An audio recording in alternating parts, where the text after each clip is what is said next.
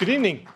They say the past is a foreign country, but turn the clock back 30 years and 1994 looks more than a little familiar. Sarajevo was the Gaza of today, besieged and bombed.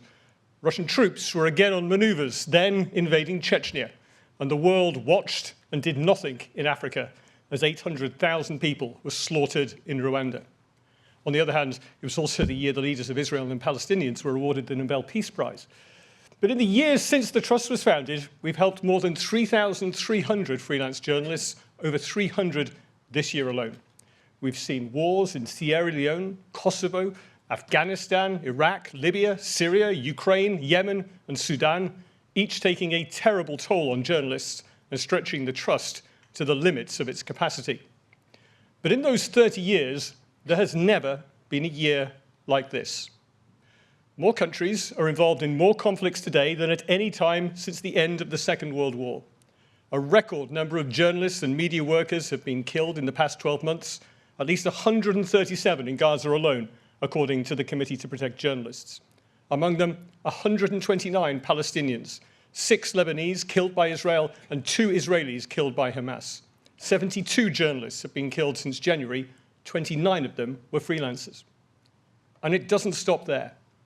320 journalists are in jail, the second highest total ever. Add to that the numbers injured, threatened, and a president-elect of the United States who has said he wouldn't mind if journalists got shot and who has warned repeatedly that television networks should have their licenses revoked over news coverage he disapproved of. Then you see why, in tonight's program, I call it the year of everything, everywhere, all at once. Let's face it, even for us, and some of us have been in journalism a long time, sometimes it can be hard to find the light amid what can sometimes feel like a diet of despair.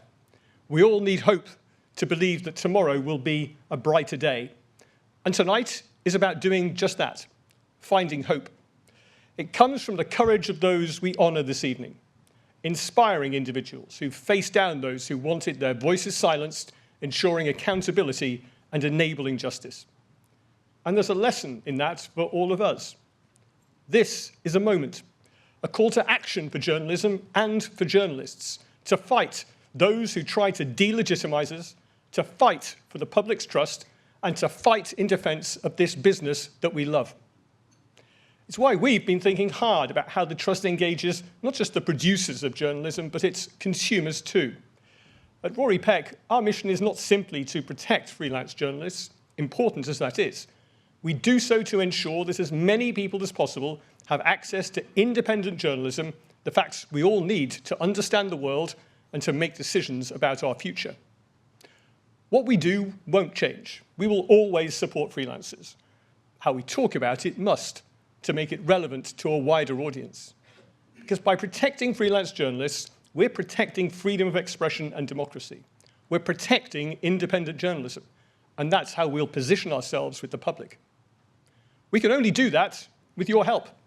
Every single penny that we spend, we need to raise, whether it's funding to help freelancers receive hostile environment training, access therapy when things go wrong, or help those like Yasser relocate.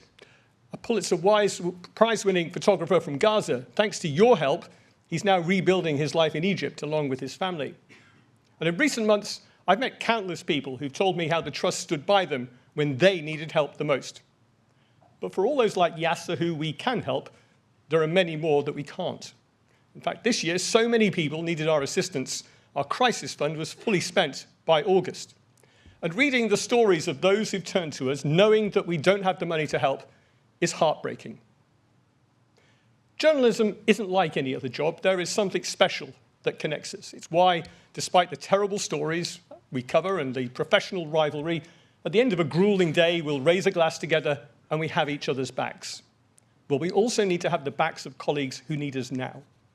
And I don't mind telling you, this is the toughest role I've ever had.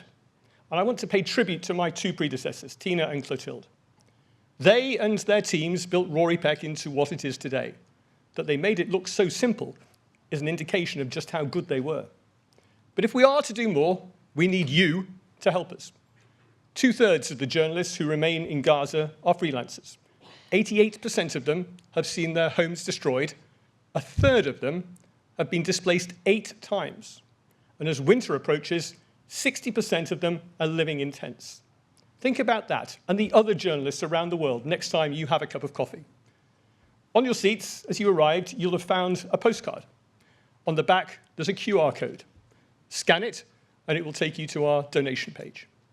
If every journalist working in global news in every newsroom went without one cup of coffee each month and donated the money to the Rory Peck Trust, we'd be able to help many more freelancers around the world, and we would have their backs. A few thank yous, if I may. For 30 years, George Jarrett has been here covering the awards for the industry press. Tonight is his last before retirement. Thank you, George, for being part of our story. Thank you.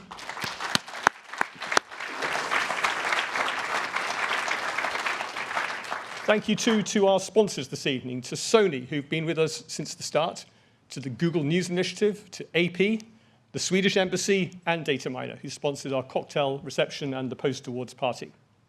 To our newsroom ambassadors, who have helped strengthen our operational relationships, and our Rory Peck alumni, some of whom you'll meet later this evening. To our industry donors, AFP, BBC News, Channel 4, CBS News, CNN, the EBU, Reuters, ITV, ITN, NBC News, Sky News, The Telegraph, and ZDF. I'm so grateful to the Evan Cornish Foundation, Fondation Bertarelli, the Ford Foundation, the Printing Charity, Prisoners of Conscience, and the Whitbread Trust. Your support means everything to us.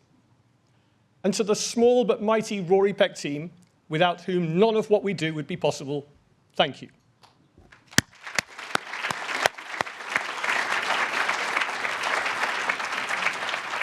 And to our trustees, whose insights to me are so invaluable, including Clive, who is pulling double duty this evening as both trustee and host with Kathy. I'm grateful to all of them for offering their time, both of them for offering their time for the awards, and to the trustees for investing all the time that they do with the charity. And thank you to all of you. Thank you for coming. Thank you for supporting Rory Peck. 30 years on, we need you now more than ever. But enjoy this evening. Good luck to the finalists, and welcome to the 2024 Rory Peck Awards.